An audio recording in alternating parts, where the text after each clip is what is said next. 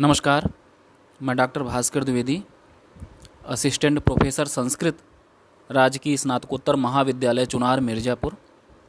मैं यह video MA चतुर्थ सेमेस्टर के विद्यार्थियों के लिए बना रहा हूँ, संस्कृत के विद्यार्थियों के लिए।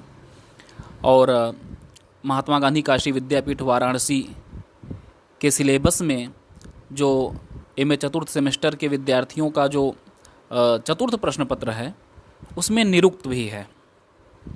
निरुक्त का पहला और 7वां अध्याय विद्यार्थियों के सिलेबस में शामिल है।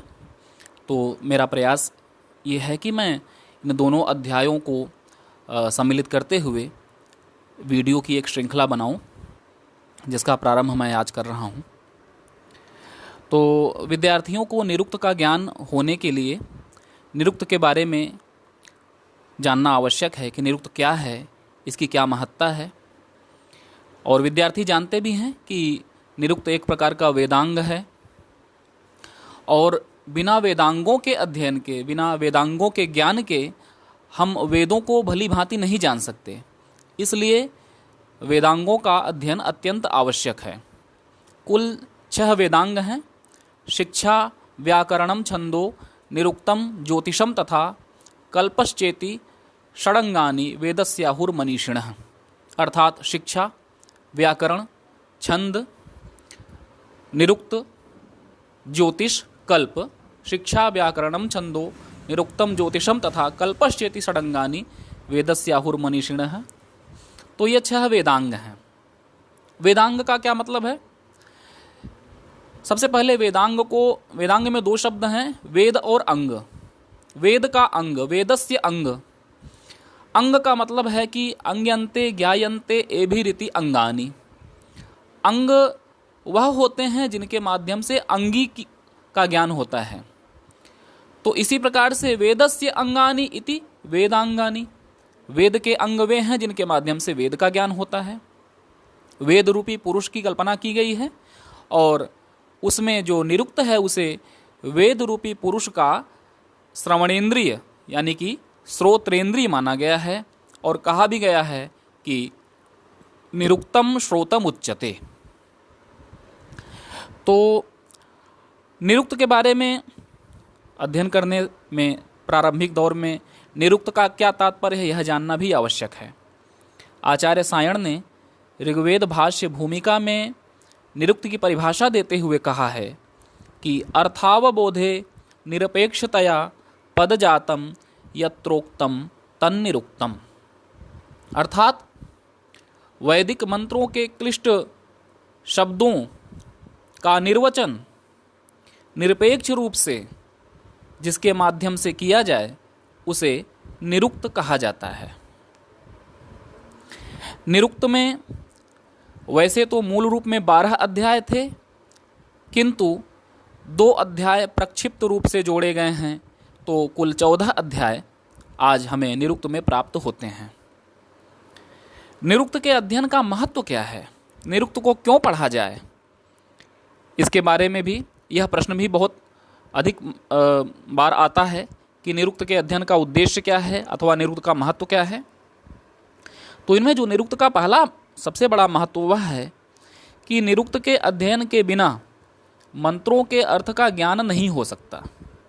निरुक्त में ही कहा गया है, अथापि इदम अंतरेण मंत्रेषु अर्थ प्रत्ययो न विद्यते। यानी मंत्रों का वास्तविक अर्थ जानने के लिए निरुक्त का अध्ययन आवश्यक है। दूसरी महत्ता है निरुक्त के अध्ययन की, वह है दुरूह शब्दों का निर्वचन। निरुक्त को व्याकरणस्य कार्त्स्न्यम, व्याकरण शास्त्र की पूर्णता मानी गई है, क्योंकि प्रत्येक शब्द का प्रकृत प्रत्यय खोजना संभव नहीं है। कुछ शब्द जो कि काफ़ी प्रारंभिक अवस्था से ही चले आ रहे हैं, उनका प्रकृत प्रत्यय नहीं मिलता है। तो फिर दूसरा रास्ता जो बचता है वह यह कि उन शब्दों का निर्वचन किया जाए। तीसरी महत्ता है कि निरुक्त का अध्ययन करने से पदपाठ में सहायता मिलती है। चौथा, देवताओं का ज्ञान होता है, क्योंकि देवताओं के विषय में निरुक्त के 7वें अध्याय से लेकर के काफ़ी कुछ बताया गया है। देवता कितने प्रकार के होते हैं, देवताओं की संख्या क्या है, देवताओं का स्वरूप कैसा है, इसी प्रकार जो पांचवी महत्ता है वह मंत्रों के प्रकारों का ज्ञान। और भी बहुत सारी महत्ताएं हैं, लेकिन ये जो 5 महत्वपूर्ण तत्व हैं जो निरुक्त की महत्ता के अंतर्गत हम इनको सम्मिलित करते हैं। अब निरुक्तकार कौन है, निरुक्त की रचना किसने की? तो विद्यार्थी जानते हैं कि आचार्य यास्क को निरुक्त का प्रणेता माना जाता है। अच्छा, निरुक्त कोई स्वतंत्र ग्रंथ नहीं है, बल्कि निघंटु नामक ग्रंथ की व्याख्या है निरुक्त। निघंटु एक ग्रंथ है जिनमें क्लिष्ट वैदिक शब्दों का संग्रह किया गया है और उन्हीं शब्दों का निर्वचन निरुक्त में किया गया है। अच्छा, यह भी हो सकता था कि एक ही ग्रंथ होता और उसमें शब्द होते, वैदिक मंत्रों के जो क्लिष्ट शब्द हैं उनका संग्रह होता और प्रत्येक शब्द के उद्धरण के साथ ही उनकी व्याख्या भी की जाती, लेकिन ऐसा नहीं है। निघंटु जो ग्रंथ है उसमें केवल शब्दों का संग्रह मात्र है, उनका तात्पर्य, उनकी व्याख्या, उनका प्रकृत प्रत्यय अथवा उनका निर्वचन उसमें नहीं है। इसी आवश्यकता को समझ करके आचार्य यास्क ने निरुक्त की रचना की। लेकिन एक बात यह भी समझने की है कि केवल यास्क ही निरुक्तकार नहीं है। यास्क के अतिरिक्त इनके पूर्ववर्ती अनेक विद्वानों के नाम प्राप्त होते हैं जो निरुक्तकार के रूप में विख्यात हैं, जैसे गार्ग्य, रथीतर, शाकटायन, गालव, चर्मशिरा, मौदगल्य इत्यादि। ये ऐसे निरुक्तकार हैं जिनका उल्लेख स्वयं आचार्य यास्क ने ही अपने ग्रंथ में किया है। यास्क के समय के बारे में जब हम देखते हैं तो विद्वान इनका जो समय बताते हैं उनमें गोल्ड स्टूकर, वोथलिंक, स्कोल्ड तथा सत्यव्रत शाम श्रमी इत्यादि जो विद्वान हैं, यानी जो कुछ पाश्चात्य भी हैं और कुछ भारतीय भी हैं, ये सभी ये मानते हैं कि आचार्य यास्क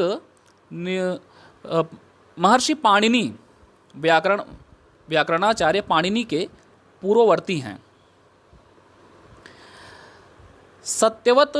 सत्यव्रत सामश्रमी ने अपने ग्रंथ निरुक्तालोचन में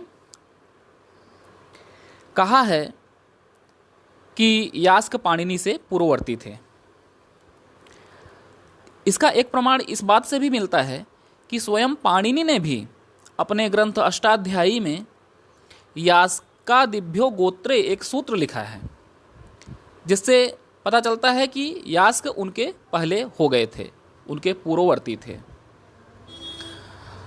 और दूसरी बात यह भी है कि यास्क ने अपने ग्रंथ निरुक्त में जैसे शाकटायन, गार्ग्य आदि विद्वानों का उल्लेख किया है, किंतु आचार्य पाणिनि का उन्होंने कहीं भी उल्लेख नहीं किया, जबकि सभी जानते हैं कि पाणिनि व्याकरण के क्षेत्र में अत्यंत प्रसिद्ध नाम थे, उनकी प्रसिद्धि हो चुकी थी, किंतु उनका उल्लेख कहीं नहीं किया गया। तो यह जो सर्वमान्य निष्कर्ष निकलता है कि आचार्य यास्क पाणिनि के पूर्ववर्ती थे। अब निरुक्त और निघंटु दोनों को हमें बहुत अच्छे से समझ लेना है। प्रायः विद्यार्थी प्रारंभिक काल में निरुक्त और निघंटु को एक ही मान लेते हैं, लेकिन ऐसा नहीं है। निघंटु वह मूल ग्रंथ है जिसमें वैदिक मंत्रों में आए हुए क्लिष्ट कठिन शब्दों का संग्रह किया गया है, और निघंटु में कुल 5 अध्याय हैं। अच्छा, एक बात और है कि निघंटु की रचना किसने की थी, किस विद्वान ने की थी, यह स्पष्ट नहीं हो पाया है। इसके बारे में विद्वानों में मतभेद हैं। कुछ विद्वान मानते हैं कि आचार्य यास्क ने ही निघंटु की रचना की थी, जबकि बहुत संख्यक विद्वान यह मानते हैं कि निघंटु की रचना किसी अन्य विद्वान ने की थी। तो अब निघंटु और निरुक्त का क्या अंतर है, यह समझ लीजिए। निघंटु में कुल 5 अध्याय हैं, जबकि मैंने बताया कि निरुक्त में 12 + 2 14 अध्याय हैं। 12 + 2 कहने का तात्पर्य यह है कि 12 मौलिक अध्याय हैं और 2 अध्यायों को बाद में जोड़ दिया गया है, ऐसा विद्वान मानते हैं। अब आइए निघंटु पर। निघंटु में कुल 5 अध्याय हैं। उन 5 अध्यायों को 3 भागों में बांटा गया है। 3 भागों में बांटा गया है। प्रथम, द्वितीय और तृतीय अध्याय को कहा गया है नैघंटुक कांड। चतुर्थ अध्याय को कहा गया है नैगम कांड और पंचम अध्याय को कहा गया है दैवत कांड। नैघंटुक कांड में क्या है, यानी कि प्रथम, द्वितीय, तृतीय अध्याय में क्या है? इसमें प्रातिपदिक और क्रियापदों का संग्रह निघंटु में किया गया है। चतुर्थ अध्याय में, जिसे नैगम कांड कहा जाता है, उसमें ऐसे स्वतंत्र शब्दों का संग्रह किया गया है जिनके प्रकृति प्रत्यय स्पष्ट नहीं है। और पंचम अध्याय, जिसे दैवत कांड कहा जाता है, उसमें भिन्न भिन्न देवताओं के नामों का संग्रह किया गया है। अब निरुक्त में देखिए क्या है। निरुक्त में भी वही प्रक्रिया अपनाई गई है, लेकिन थोड़ा सा अंतर है। निरुक्त में भी प्रथम अध्याय, द्वितीय अध्याय और तृतीय अध्याय को नैघंटुक कांड कहा गया है। चतुर्थ, पंचम और षष्ठ, इन 3 अध्यायों को नैगम कांड कहा गया है। और 7वें से लेकर के 12वें मौलिक अध्याय तक को दैवत कांड कहा गया है। तो 3 प्रकार का कांड, नैघंटुक कांड, नैगम कांड और दैवत कांड, इन 3 भागों में निरुक्त को भी बांटा गया है। अब एक और प्रश्न पर चर्चा कर लिया जाए कि निघंटु का कर्ता कौन है। जैसा कि अभी मैंने पहले संकेत किया, इसमें 2 पक्ष हैं।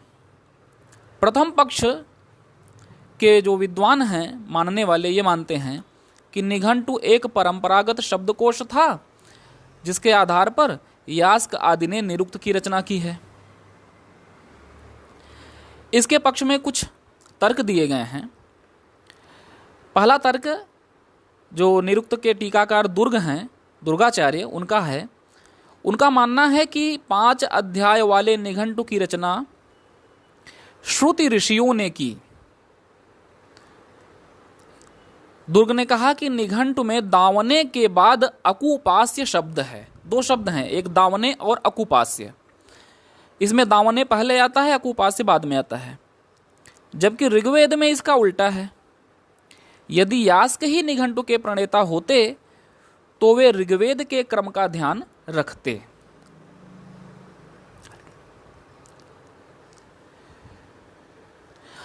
दूसरा जो तर्क है स्कंद स्वामी का। स्कंद स्वामी कहते हैं कि जो समाम्नायः समाम्नातः शब्द आता है, इसकी व्याख्या करते हुए स्कंद स्वामी ने माना कि निघंटु का संग्रह प्राचीन आचार्यों ने किया था, यास्क ने नहीं किया था। एक जर्मनी का विद्वान राथ है, वह भी निघंटु को यास्ककृत नहीं मानता। प्रोफेसर करमरकर एक विद्वान हैं, उनका मानना है कि निघंटु किसी एक व्यक्ति की रचना नहीं है। यह अनेक विद्वानों ने समय समय पर इसमें शब्दों का संग्रह किया, शब्दों का संग्रह करते चले गए और ये विशाल ग्रंथ होता चला गया। पंडित सत्यव्रत सामश्रमी ने अपने ग्रंथ निरुक्तालोचन में निघंटु का प्रणेता कश्यप प्रजापति को माना है। तो ये प्रथम पक्ष है जिसमें विद्वान निरुक्त का प्रणेता यास्क को नहीं मानते, किसी अन्य को मानते हैं। अब दूसरे पक्ष के जो विद्वान यह मानते हैं कि निघंटु का कर्ता कोई और नहीं बल्कि यास्क ही है। ये कहते हैं कि यास्क ने निरुक्त के 7वें अध्याय में अन्य आचार्यों के निघंटुओं से अपने निघंटु का अंतर बताते हुए कहा है कि कई आचार्य विशेषणों से युक्त देवतावाचक नामों यथा इंद्राय वृत्रतुरे, इंद्राह, अहोमुचे इत्यादि का संग्रह अपने निघंटु में करते हैं। ऐसा यास्क स्वयं कहते हैं। यानी कि कुछ और भी निघंटु रहे होंगे जिनकी रचना किसी और ने की थी, और कोई ऐसा भी निघंटु था जिसकी रचना स्वयं यास्क ने की थी। सबसे बड़ा प्रमाण यह है कि समाम्नायः समाम्नातः, जो कि निरुक्त का पहला ही वाक्य है, इससे ऐसा प्रतीत होता है कि इसका जब अर्थ, इसकी जब व्याख्या की जाती है तो इससे यह स्पष्ट होता है कि मया समाम्नायः समाम्नातः, मेरे द्वारा शब्दों का संग्रह कर लिया गया और अब मैं उनकी व्याख्या करने चल रहा हूं। ऐसा ना होता तो फिर यह कहने की आवश्यकता ही क्यों थी कि समाम्नायः समाम्नातः। शब्दों का संग्रह कर लिया गया है, समाम्नायः जिसका अर्थ है कि शब्दों का संग्रह किया गया, कर लिया गया, और समाम्नातः अब मैं इसकी व्याख्या करने चल रहा हूं। हालांकि ये दोनों दृष्टियों से भी इस पर विचार किया जा सकता है।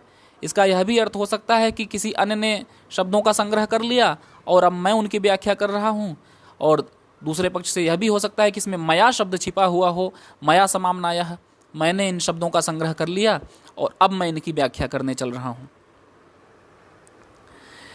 तो ऐसे कुछ तर्क हैं जिनके माध्यम से विद्वान ये देखते हैं कि निरुक्त का कर्ता यास्क है अथवा कोई और है।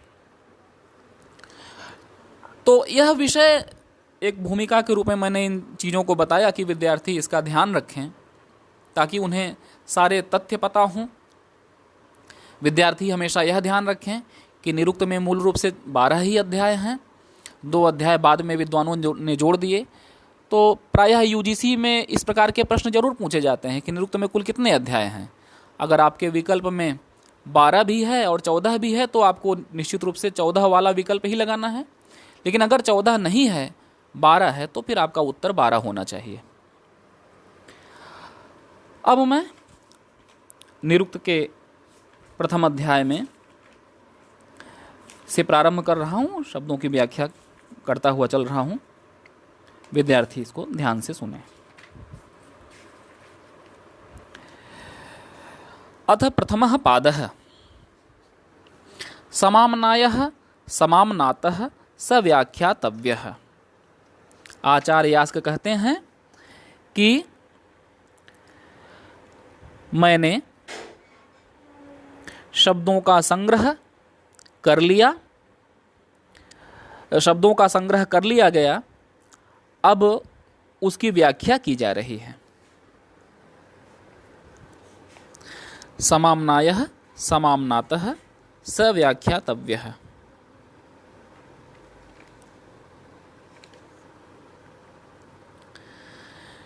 तमिमं समाम्नायं निघंटव इत्याचक्षते। यह जो समाम्नाय है, समाम्नाय का मतलब होता है संग्रह, शब्दों का संग्रह। यह जो शब्दों का संग्रह है उसे निघंटु के नाम से जाना जाता है। तम इमं समाम्नायं निघंटव इत्याचक्षते। यह जो शब्दों का संग्रह है उसे निघंटु के नाम से जाना जाता है। अब प्रश्न हुआ कि निघंटु क्या है, निघंटवः कस्मात्, निघंटु किसे कहते हैं। तो अब यहीं से निर्वचन प्रारंभ हो जाता है। निघंटु शब्द का निर्वचन प्रायः विद्यार्थियों से परीक्षा में बहुत अधिक मात्रा में पूछा जाता है, क्योंकि यह बहुत ही महत्वपूर्ण शब्द है। तो इसके 3 निर्वचन आचार्य यास्क ने प्रस्तुत किए हैं। पहला निर्वचन ध्यान से सुनिए। निगमा इमे भवन्ति छांदोभ्यः समाहृत्य समाहृत्य समाम्नाताः ते निगंतव एव संतो निगमनात् निघंटव उच्यन्ते इत्यौपमन्यवः। अब निगमा इमे भवन्ति, नि उपसर्ग का अर्थ है निश्चय, निश्चित रूप से, निश्चय ही। गमाह मंत्रों के अर्थों का बोध कराने वाले होते हैं। ये जो निघंटु है इसमें जो ये शब्द हैं वे क्या हैं, मंत्रों के अर्थों का बोध कराने वाले हैं, इसलिए इसका नाम निघंटु पड़ा। छंदोभ्यः समाहृत्य समाहृत्य समाम्नाताः, क्योंकि यह शब्द मंत्रों से चुन चुन करके इकट्ठा किए गए हैं, अतः ये शब्द निश्चित रूप से मंत्रार्थ का बोध कराने की सामर्थ्य रखते हैं। ते निगंतव एव संतो निगमनात् निघंटव उच्यन्त इत्यौपमन्यवः। ये वे शब्द हैं जो निश्चय पूर्वक मंत्रार्थ का बोध कराने के कारण निगंतवः एव संतः, निगंतु ही होते हुए निघंटु कहे जाने लगे, ऐसा उपमन्यु के पुत्र औपमन्यव आचार्य का मानना है।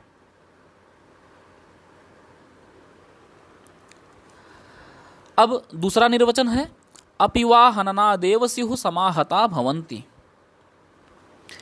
अपिवा और भी एक विशिष्ट मर्यादा, एक विशिष्ट क्रम में पठित होने के कारण इन शब्दों को या इन शब्दों के समूह को निघंटु कहा जाता है। यहाँ पे हननात् शब्द आया है जिसका अर्थ है एक निश्चित क्रम, एक निश्चित मर्यादा। तीसरा निर्वचन है यद्वा समाहृता भवन्ति। ये वेदों से चुने गए शब्द हैं, वेदों से चुन चुन करके इकट्ठा किए गए हैं, इसलिए भी इन्हें निघंटु कहा जाता है। तो यह निघंटु शब्द का निर्वचन है। विद्यार्थी इसे अच्छी तरह से तैयार करें। आगे की जो विषय वस्तु है, आगे की जो पाठ्य सामग्री है, उसे मैं अगले वीडियो में प्रस्तुत करूंगा। धन्यवाद।